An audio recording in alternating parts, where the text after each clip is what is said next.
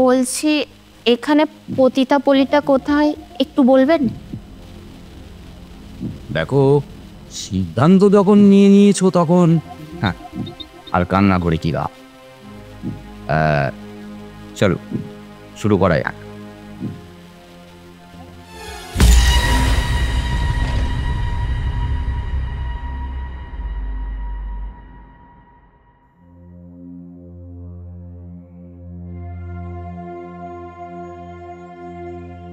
বলছিলাম দাদা, একটা কথা বলবো? হ্যাঁ বলো। বলছি এখানে পতিতাপল্লীটা কোথায় একটু বলবেন?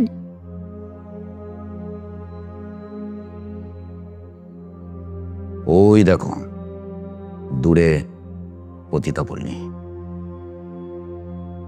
তা লাইনে নতুন মনে হচ্ছে? হ্যাঁ, দয়া করে যদি আপনি আমাকে একটু ওখানে পৌঁছে দিতেন। না মানে আমি ওখানে কাউকে চিনি না তো, তাই। ওটা নিয়ে তুমি একদম চিন্তা করো না। ওখানের যে হেড মালতী মাসি, ওকে আমি বললেই ও তোমায় রেখে দেবে। ভালো টাকা মাইনে পাবে। তবে তুমি প্রথম তো, মানে ওই কাজ ঠিকঠাক করতে পারবে কি না সেটা একবার যাচাই করতে পারো। মানে তুমি এক কাজ করো, আমার সাথে আমার রুমে চলো। মানে ওখানে যা করবে সেটা তুমি আমার সাথে প্রথম করবে, আর তার জন্য আমি তোমাকে অনেক টাকা দেব। কি যাবে আমার সাথে? বেশ, চলো।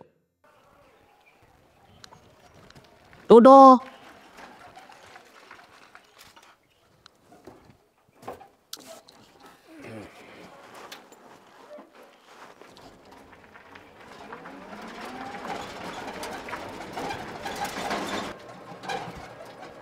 ব্যাস ব্যাস ব্যাস ব্যাস, এসো।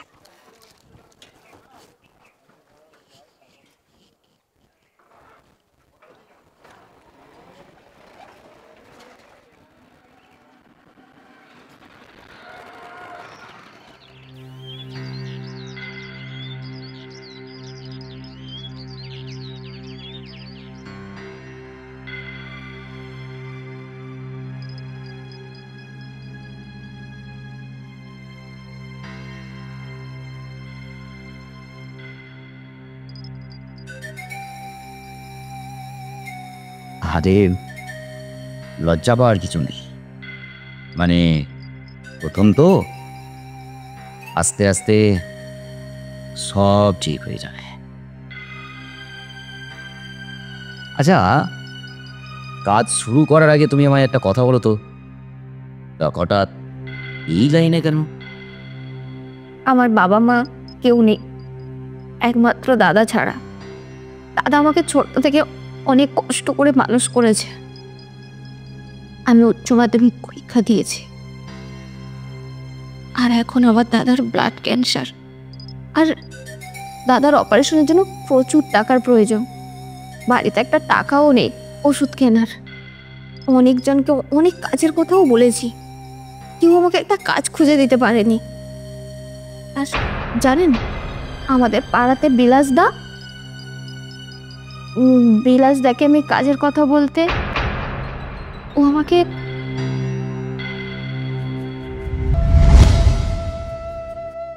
বিলাসদা।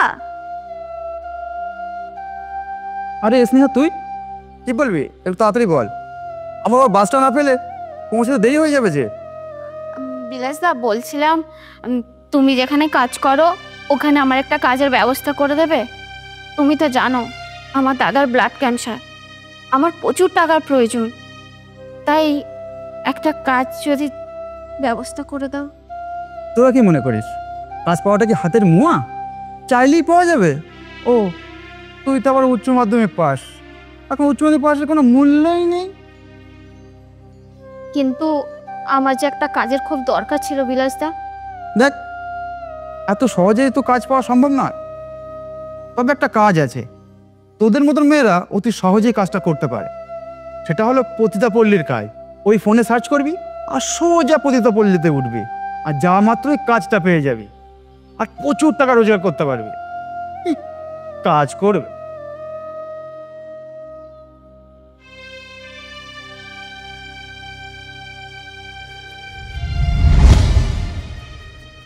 দেখো, সিদ্ধান্ত যখন নিয়ে নিয়েছো তখন হ্যাঁ, আর কান্না করে কি লাভ।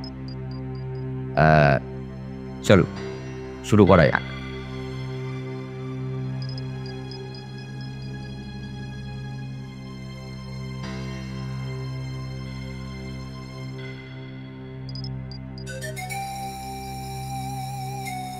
আরে কি হলো, তুমি তো নিজেই বললে। না মানে দাদা, আজ আমার শরীরটা ভালো নেই তো তাই। ও আচ্ছা, এই ব্যাপার। ঠিক আছে, তুমি যখন বলছো যে আজ তোমার শরীর ভালো নেই, তখন আজ থাক। তুমি এক কাজ করো, এই টাকাগুলো নিয়ে যাও। ওই তোমার দাদার কি ওষুধ বা ফলমূল ওগুলো সব নিয়ে যাও। আর হ্যাঁ, কাল ঠিক যেখানে এসেছিলে ওখানেই আবার চলে আসবে। আমি ওখানে অপেক্ষা করব। তারপর তুমি এলে তোমাকে নিয়ে আমি রুমে চলে আসবো। মনে রেখো, আমার নাম বাদশাহ। আমার সাথে বেঈমানি করলে তার ফল কখনো ভালো হয় না। যাও, তুমি এখন আসতে থাকো।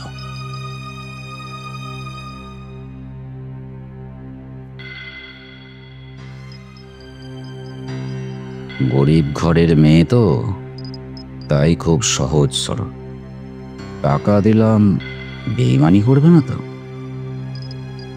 আমি বাদশাহ, আমার সাথে বেঈমানি করলে তার ফল কখনোই ভালো হবে না।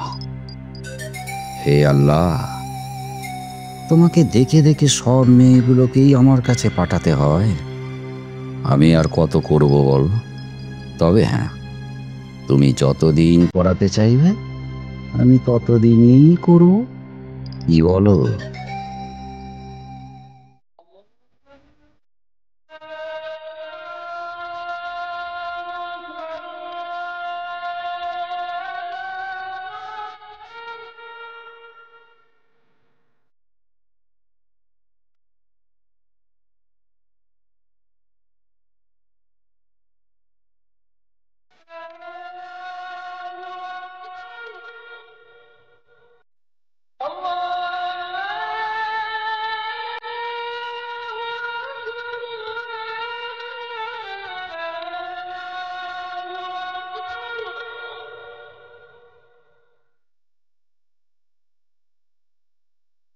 বলছি দাদা, আমি আপনার প্রস্তাবে রাজি। আল্লাহ মেহেরবান। এ সবই ওই খোদার লীলা খেলা। আমি জানতাম যে তুমি আমার প্রস্তাবে রাজি হবে। দেখো, কেউ তো আর এমনিতে বারবার কেউ টাকা দেবে না। তার জন্য কিছু না কিছু কাজ তো করতেই হবে। এই নাও তোমার কাজের অ্যাডভান্স টাকা। আর তুমি কখন আমার সাথে দেখা করবে, মানে আমি কখন ফাঁকা থাকবো সেটা আমি তোমায় জানিয়ে দেব। তখন এসো, কথা হবে, কেমন? ঠিক আছে দাদা, আজ তাহলে আসি। এসো।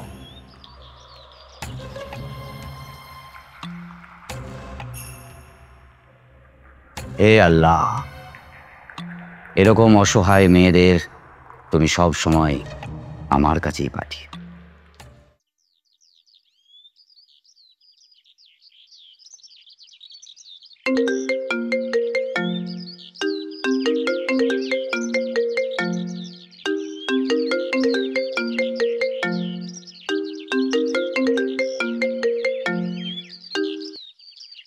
হ্যালো, স্নেহা রায় বলছেন? হ্যাঁ বলছি। আপনি কে বলছেন?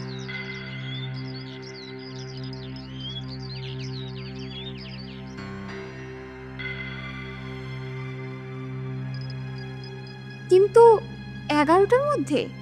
দেখুন ম্যাডাম, বস আমাকে যেটা বলতে বলেছে আমি সেটাই বললাম। আর 11টার মধ্যে না হলে কিন্তু কাজটা আপনার হাতছাড়া হয়ে যেতে পারে। ওকে, রাখছি আমি। হ্যালো হ্যালো হ্যালো, চা ফোনটা রেখে দিল। কিন্তু আমার তো আজ বাদশাদার ওখানে যাওয়ার কথা। আবার এদিকে কাজের জায়গাতেও যদি না যাই তাহলে কাজটা হাতছাড়া হয়ে যাবে। না না, আগে কাজের জায়গাতে যাই, কাজটা যদি হয়ে যায় তাহলে বাদশাদার কাছে গিয়ে ক্ষমা চেয়ে বলে আসবো মাইনে পেলে টাকাটা দিয়ে দেবো।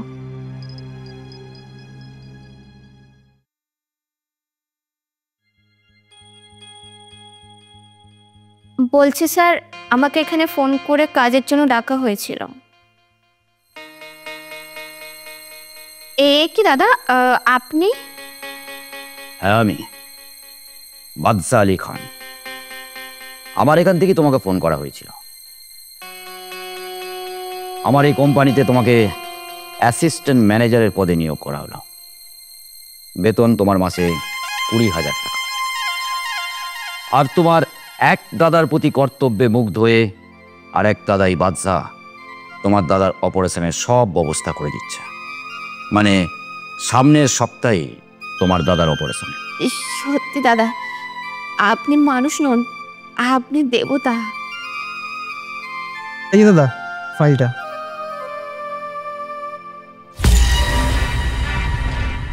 কি ব্যাপার বিলাস,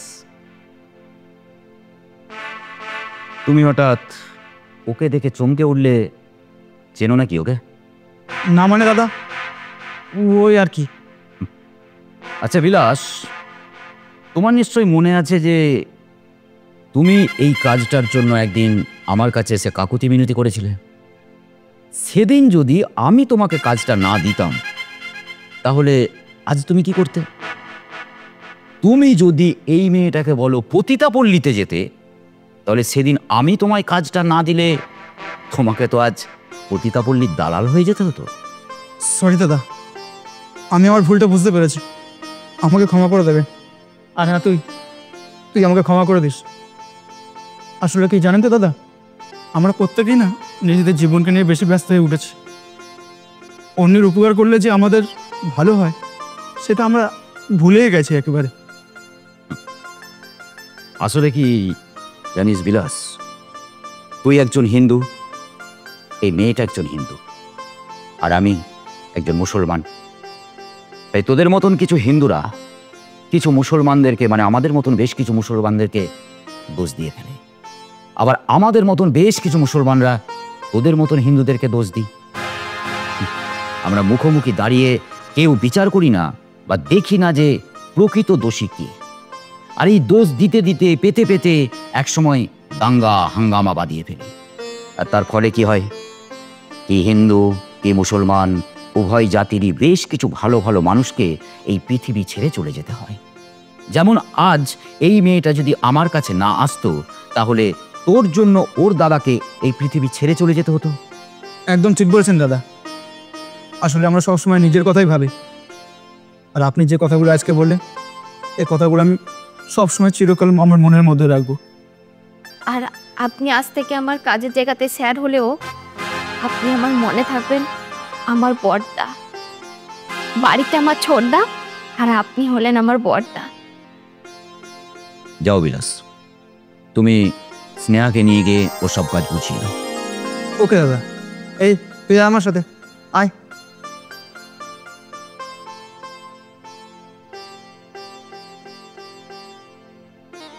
হে আল্লাহ, আমায় দোয়া করো, আমি যেন সব সময় এই অসহায়ের পাশে থাকতে পারি।